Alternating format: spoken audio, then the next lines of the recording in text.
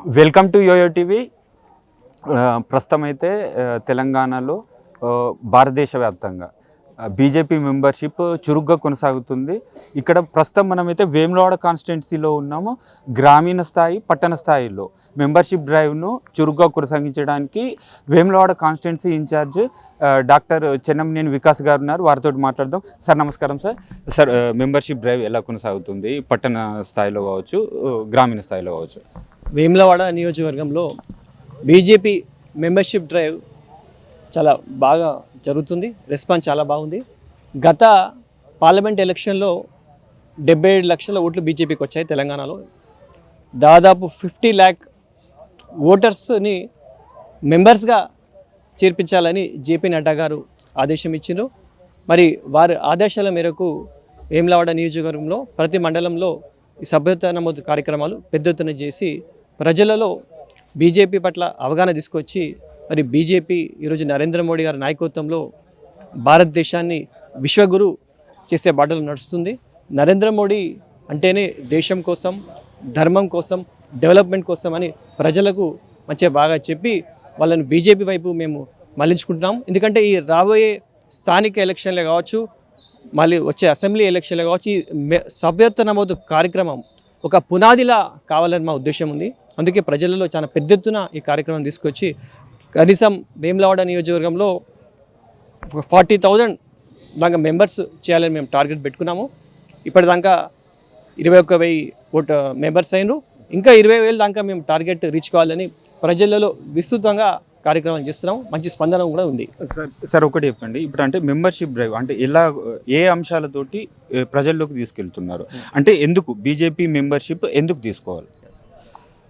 ఈరోజు నరేంద్ర మోడీ గారి నాయకత్వంలో దేశ సమగ్రత చాలా బాగుంది. ఎందుకంటే ఈరోజు ఆర్టికల్ 370 రద్దు ఒక విప్లవాత్మక మార్పులు నరేంద్ర మోడీ గారు తీసుకొచ్చారు. ఈరోజు పాకిస్తాన్ కూడా భారత్పై దాడులు తక్కువైనాయి. ఎందుకంటే నరేంద్ర మోడీ గారు దాడి చేస్తే సర్జికల్ స్ట్రైక్ చేస్తా అని దాడి నుంచి అడుక్క తినే పరిస్థితి వచ్చింది పాకిస్తాన్ పరిస్థితి. ఇప్పుడు నరేంద్ర మోడీ గారు మరి ఉగ్రవాదుల సమర్థించే దేశాలకు మే ఘరమే గుస్కే మారుంగా అని ఒక నినాదం ఇచ్చినాక మొత్తం తగ్గిపోయినాయి.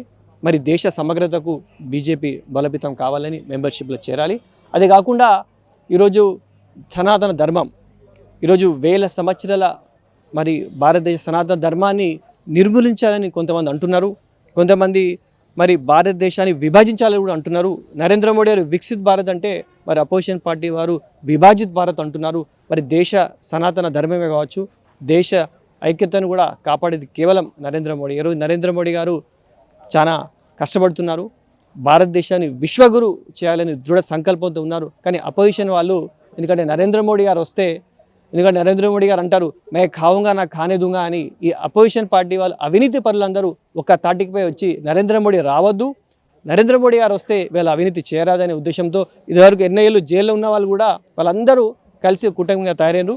అందుకే మరి దేశం మన సనాతన ధర్మం కోసం, అవినీతి లేని పాలన కోసం కేవలం బీజేపీతో సాధ్యం. ఇప్పుడు నరేంద్ర మోడీ నాయకత్వంతో సాధ్యమని బీజేపీకి రావాలని కోరుతున్నాం. అదే కాకుండా నరేంద్ర మోడీ గారు అంటేనే డెవలప్మెంట్.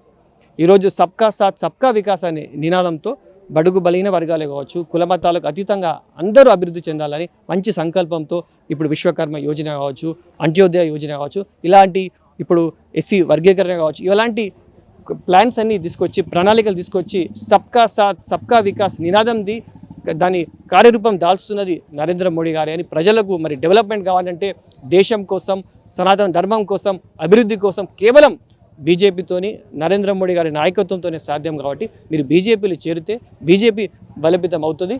తద్వారా మరి మోడీ నాయకత్వం ఇంకా భారతదేశాన్ని విశ్వగురు చేయడానికి మన వంతు సహకారం చేయాలని నేను కోరుతున్నాను. ఓకే, ఒక్కటి చెప్పండి సార్. ఇప్పుడు వేములవాడ నియోజకవర్గం ఏదైతే ఉందో కరీంనగర్ పార్లమెంటరీ పరిధిలో ఉంటుంది. 2024, 2025 సంవత్సరాలు ఫైనాన్షియల్ ఇయర్కు చూసుకున్నట్టయితే జాతీయ విపత్తు నిధులు 400 కోట్లు అడ్వాన్స్గా ఇప్పుడు బండి సంజయ్ కోటా కింద వచ్చాయి. ఎలా చూసుకుంటారు? అంటే ఇప్పుడు తన కృషి ఎలా అంటారు? ఇప్పుడు తన పనితీరు ఇప్పుడు ఈ 4-5 నెలల్లో చూసుకున్నట్టయితే బండి సంజయ్ గారి పనితీరు ఎలా ఉంది? 400 కోట్లు అడ్వాన్స్గా కేంద్రం ఇచ్చింది. ఖచ్చితంగా బండి సంజయ్ గారి కృషి ఎంతో ఉంది. వారు నిరంతరము మరి కరీంనగర్ పార్లమెంట్ నియోజకవర్గంలో వారి ప్రోగ్రామ్సే కావచ్చు, ఈ ఫండ్స్ తీసుకురావడమే కావచ్చు, వారు ఆహర్నిశాలు కృషి చేస్తున్నారు. ఏ విషయమైనా తక్షణమే నరేంద్ర మోడీ దగ్గర తీసుకెళ్తున్నారు. రాబోయే రోజుల్లో కూడా ఈ వేములవాడ టెంపుల్ని కూడా ప్రసాదం స్కీమ్లో కూడా తీయడానికి వారు కృషి చేస్తున్నారు. మనము వాళ్ళకు టైం ఇస్తే ఇంకా రాబోయే రోజుల్లో మరి రోడ్సే కావచ్చు, మౌలిక సదుపాయాలే కావచ్చు, ఇలాంటి ఎన్నో కార్యక్రమాలు చేయాలని వాళ్ళు దృఢ సంకల్పంతో ఉన్నారు. కేంద్ర మంత్రిగా ఇప్పుడు బండి సంజయ్ గారు ఇప్పుడు మన కరీంనగర్ పార్లమెంటరీ పరిధి అంటే ఎక్కువగా డెవలప్ అయ్యే అవకాశాలు ఉన్నాయి. ఖచ్చితంగా ఇప్పుడు ఒక స్టెబిలిటీ ఉంది. నరేంద్ర మోడీ అంటే స్టెబిలిటీ గవర్నమెంట్ ఉంది. ఖచ్చితంగా ఒక మంచి భారీ మెజారిటీతో గెలిచిండ్రు. సంజయ్ గారి పైన ప్రజలు నమ్మకం పెట్టిన ఖచ్చితంగా బండి సంజయ్ గారు నమ్మకం వమ్ము చేయకుండా వారు కృషి చేస్తున్నారు. ప్రజలలో నిరంతరం తిరుగుతూ ఎన్నో కార్యక్రమాలు, కార్యకర్తలే కావచ్చు, సామాన్య ప్రజలే కావచ్చు, ఏ ఆపద వచ్చినా వారు సమయానికి రెస్పాండ్ అవుతున్నారు, అందుబాటులో ఉంటున్నారు.